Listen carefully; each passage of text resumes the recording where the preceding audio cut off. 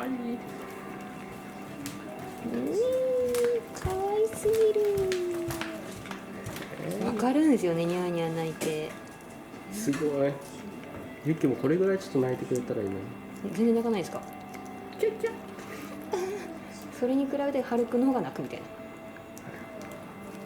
ハルくんの娘の何倍もみたいな。春。まだ泣いてます？いや全然。落ち着いた。泣きますよ。泣きます。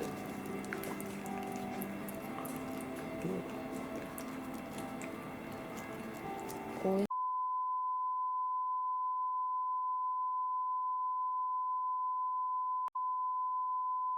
逆になりました。おお、あっという間になくなった。大好きなんね。抱っこできるかな。抱っこしよったけど。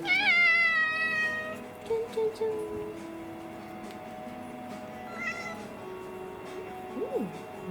嫌だ嫌だ。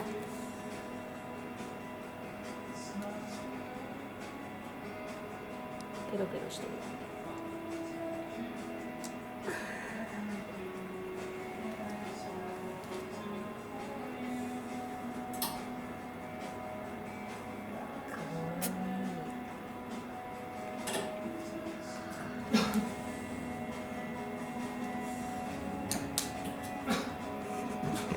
ありゃー。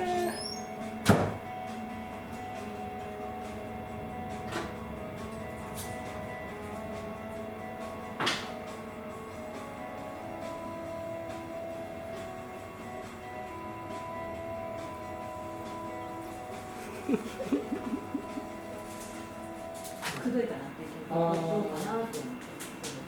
でこれ可愛いとですね。まああとはこういうのって好みの問題なんで、だからなんか分かりやすさで言うと、やっぱこの文字が。